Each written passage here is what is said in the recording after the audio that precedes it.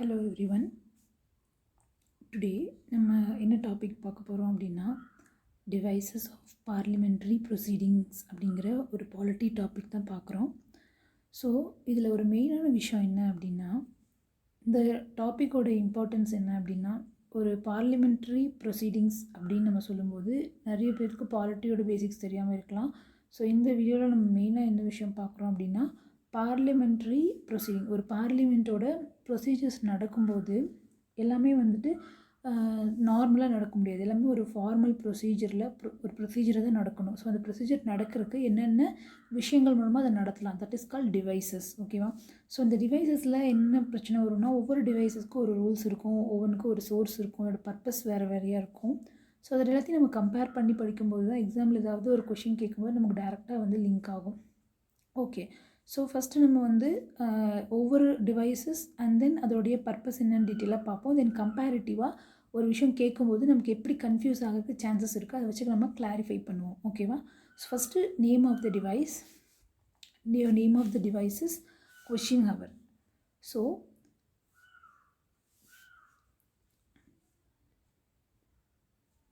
Question ஹவரில் பார்த்தோம்னா நமக்கு எல்லாத்துக்குமே தெரியும், கொஷின் ஹவர் அப்படிங்கிறது ஜென்ரலாக ஒரு பார்லிமெண்ட் ஸ்டார்ட் ஆனவுடனே ஃபஸ்ட் ஹவர் அது இருக்கும்.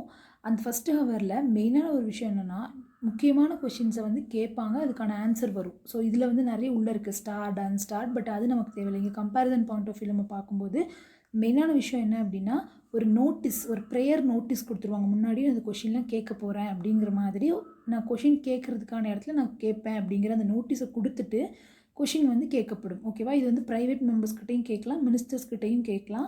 ஸோ வந்து பார்த்தோம்னா அந்த மாதிரி ஒரு பர்பஸ்க்காக தான் வந்து கொஷின் ஹவர் வந்து இருக்குது. ஓகே, ஸோ நெக்ஸ்ட் ஒன், இது வந்து பார்த்தோம்னா ஃபஸ்ட்டு 1 ஹவர் வந்து நடக்கும். டியூரேஷன் எல்லா ஹவருக்குமே வந்து நம்ம டியூரேஷன் கண்டிப்பாக தெரிஞ்சுக்கணும், ஏன்னா ஒவ்வொரு மாதிரியான டியூரேஷனில் இருக்கும். தென் இது வந்து சோர்ஸ் என்னன்னு பார்க்கணும். இந்த கொஷின் ஹவர் வந்து இப்படி தான் இருக்கணும் அப்படிங்கிற அந்த விஷயம் வந்து யார் சொல்லியிருக்காங்க, நம்மளே எடுத்துக்கல. ஸோ நம்ம பார்லிமெண்ட்டில் இருக்க ஒவ்வொரு விஷயத்துக்குமே வந்து ஏதாவது ஒரு சோர்ஸ் இருக்கும். பார்லிமெண்ட்ரி கன்வென்ஷன்னு சொல்லுவோம், ரூலாக. ஸோ அந்த மாதிரி இது வந்து பார்த்திங்கன்னா ரூல்ஸ் ஆஃப் ப்ரொசீஜர், பார்லிமெண்ட் இப்படி தான் நடக்கணும் அப்படிங்கிற அந்த ரூல்ஸ் ஆஃப் ப்ரொசீஜரை தான் வந்து நம்ம வந்து ஃபாலோ பண்ணி இந்த கொஷின் ஹவர் வந்து நடக்கிறோம். So ROP means rules of procedure, that is the source here. Okay, so next one 0 hour. So 0 hour பொறுத்த வரைக்கும் கொஷின் ஹவருக்கும் 0 ஹவருக்கும் இருக்க முக்கியமான வித்தியாசம் என்னென்னா, கொஷின் ஹவர் வந்து வித் ப்ரையர் நோட்டீஸ், ஒரு நோட்டீஸ் கொடுத்து நான் வந்து கொஷின் கேட்க போகிறேங்கிற தகவலை கொடுத்துட்டு நம்ம கேட்குறோம். பட் 0 ஹவர் அப்படிங்கிறது வந்துட்டு வித்தவுட் ப்ரையர் நோட்டீஸ், ஒரு நோட்டீஸை நம்ம எந்த நோட்டீஸும் கொடுக்காம ஜஸ்ட் ஒரு டிஸ்கஷன் மாதிரி அதை நம்ம நடத்துவோம்.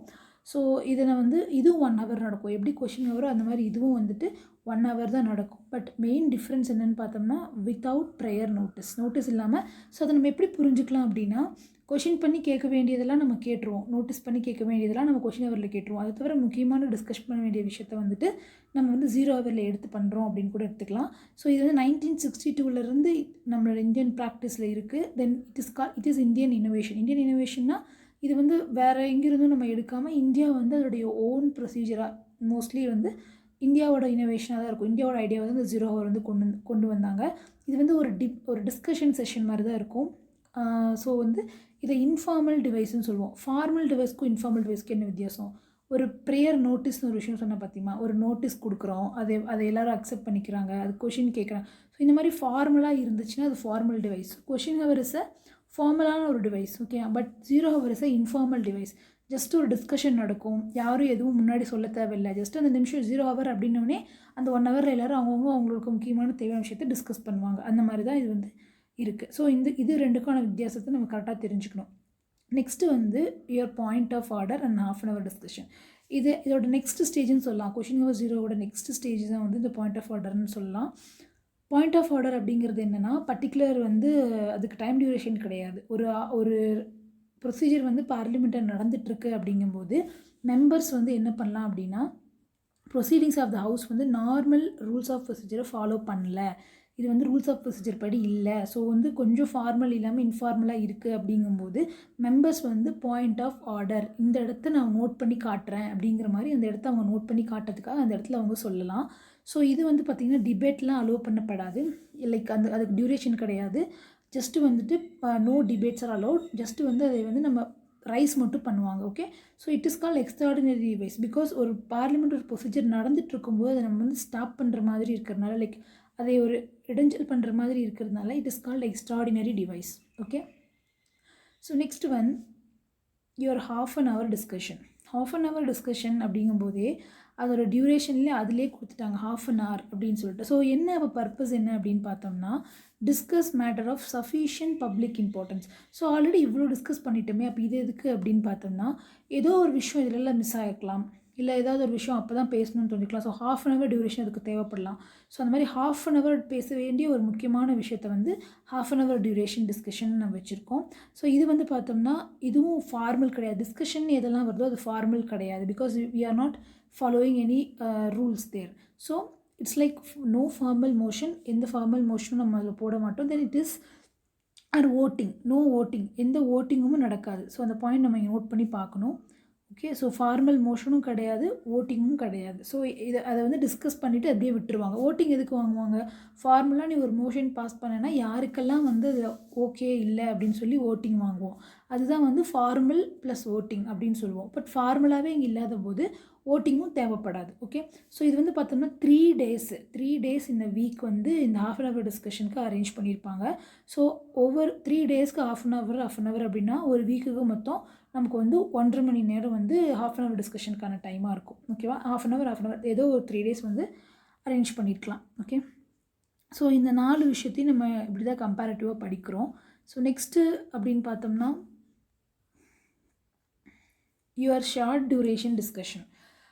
half an hour டியூரேஷன் டிஸ்கஷனுக்கும் ஷார்ட் டியூரேஷன் டிஸ்கஷனுக்கும் ஒரு சின்ன வித்தியாசம் தான் இருக்குது.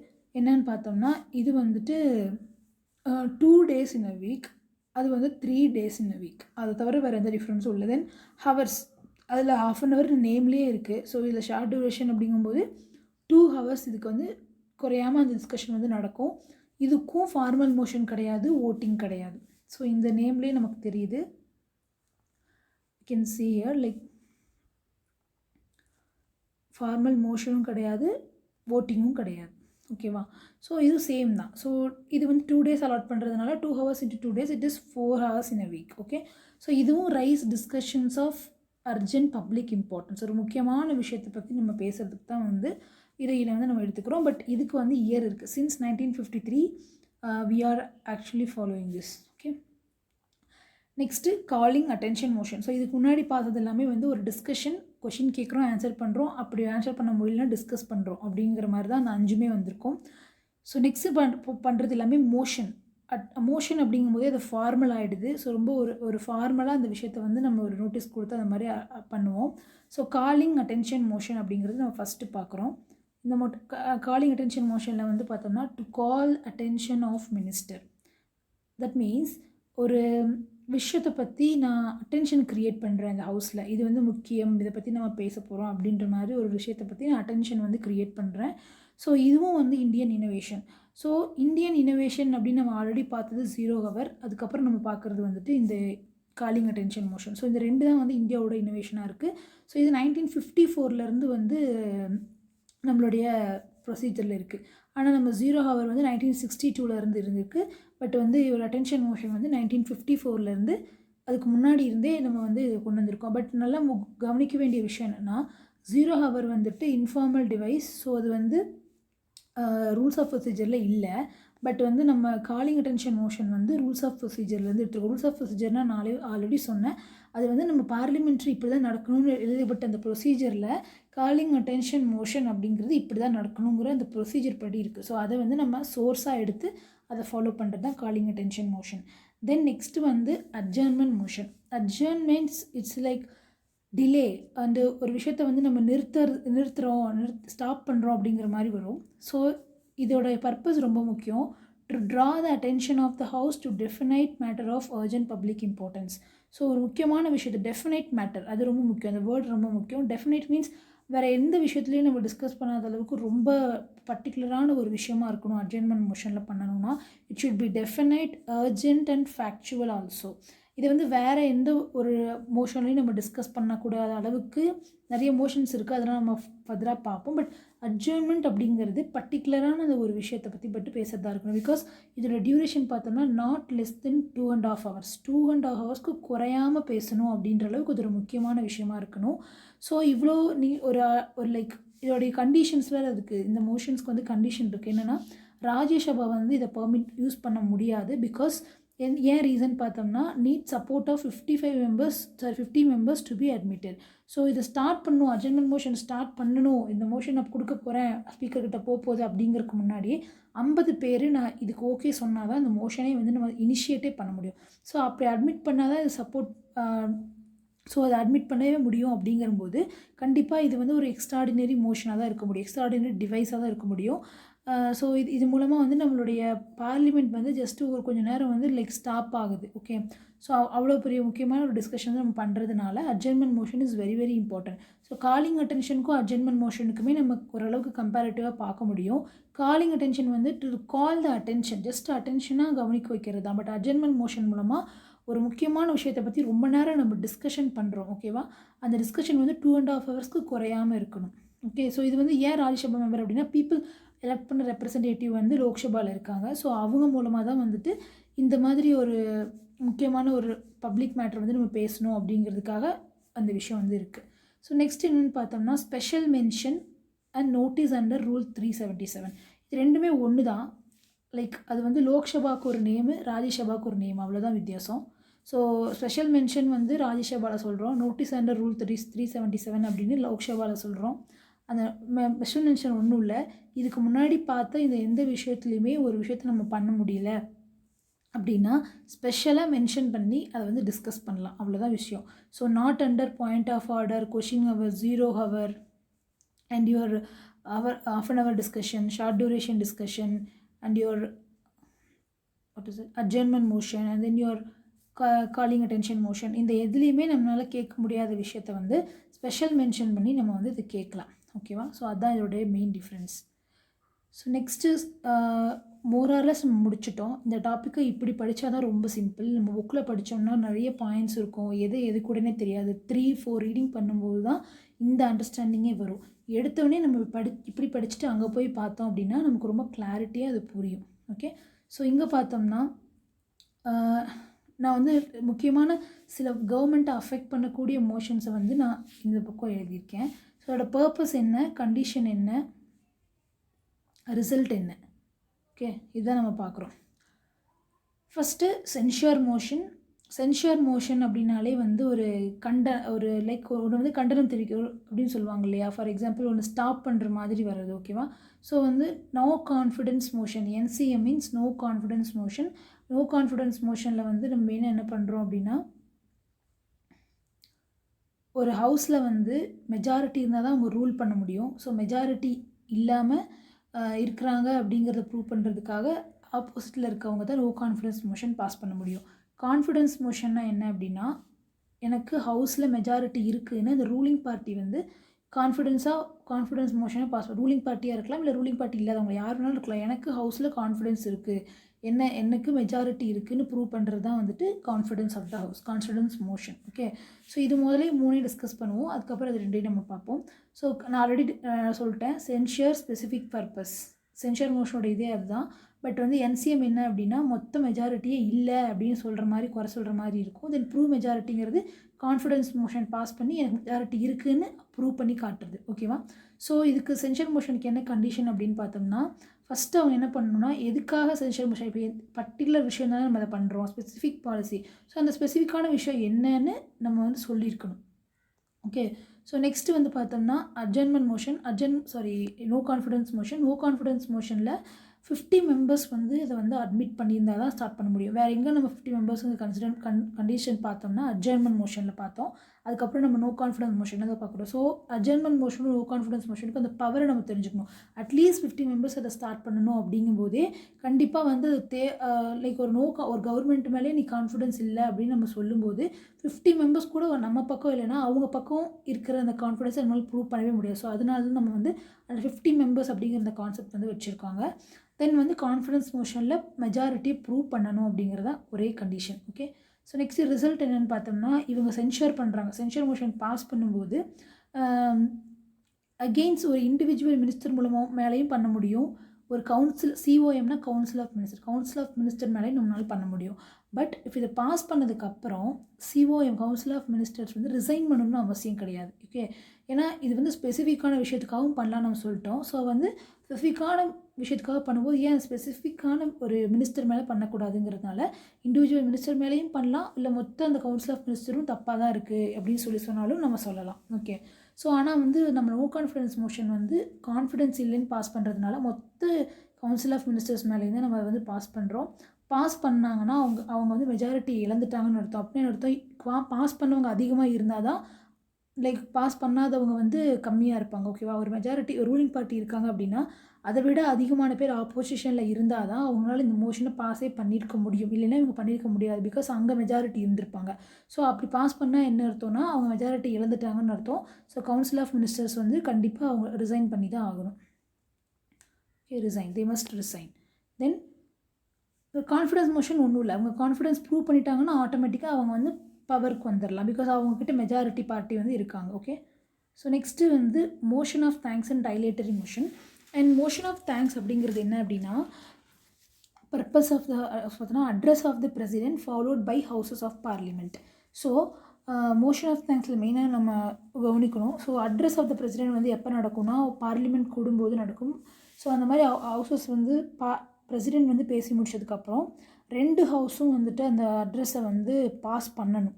ஸோ பாஸ் பண்ணால் தான் மெஜாரிட்டி ரூல் வந்து அவருக்கு சப்போர்ட்டிவாக இருக்குங்கிற அந்த கான்ஃபிடென்ஸ் வந்து க்ரியேட் ஆகும். ஸோ அதுக்கப்புறம் நம்ம வந்து இதை கண்டிப்பாக பாஸ் பண்ணி தான் ஆகணும்.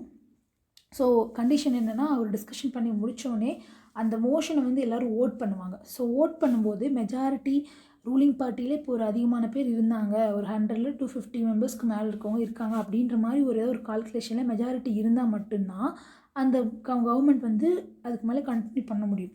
ஒரு வேளை பாஸ் பண்ண முடியலன்னா அந்த கவர்மெண்ட் வந்து என்ன அர்த்தம்னா மைனாரிட்டியாக இருக்காங்கன்னு அர்த்தம். ஸோ அவங்க வந்து ரிசைன் பண்ணி தான் ஆகணும், பிகாஸ் அவங்களுக்கு சப்போர்ட்டிவான பீப்புளே இல்லை, அவங்க ரூலிங் பார்ட்டியில் ஆள் இல்லைன்ற மாதிரி அர்த்தம். மோஸ்ட்லி இந்த மாதிரி நடக்காது, பட் இது வந்து ஒரு other condition that shows.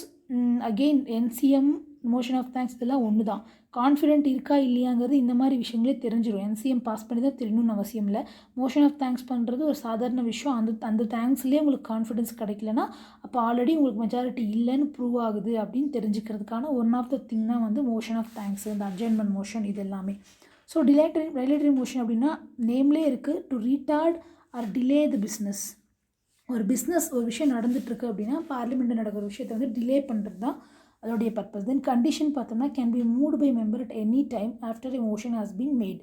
So இது வந்து பார்த்தீங்கன்னா ஏதோ ஒரு மோஷன் மேட் பண்ணதுக்கப்புறம் எந்த டைமில் வேணாலும் இதை நீங்கள் பாஸ் பண்ணி வைங்க, நிறுத்தி வைங்க அப்படின்ற மாதிரி நம்ம வந்து டிலே பண்ணலாம். ஓகே, ஸோ ரிசல்ட் வந்து it is with the speaker. So speaker தான் இதை பற்றின டிசிஷன் வந்து எடுப்பாங்க. ஓகே, ஸோ இந்த மாதிரி நம்ம வந்து முக்கியமான மோஷன்ஸ் வந்து நம்ம கம்பேரிட்டிவாக பார்த்துருக்கோம். இதுக்கு முன்னாடி இருக்க விஷயத்தை வந்து டிஸ்கஷன்ஸை நம்ம பார்த்துருக்கோம். தென் ஃபஸ்ட்டு வந்து கொஷின் ஹவர், அதை பற்றி நம்ம 0 ஹவர் அதை பற்றி நம்ம பார்த்தோம். ஸோ இந்த கம்பேரிட்டிவாக நம்ம இதை படித்தோம் அப்படின்னா எக்ஸாம் பாயிண்ட் ஆஃப் வியூவில் ஒரு விஷயம் கேட்கும்போது நமக்கு ரொம்ப ஈஸியாக புரியும். ஸோ இப்போ நான் கிறிஸ்பாக இதை சொல்லிடுறேன்.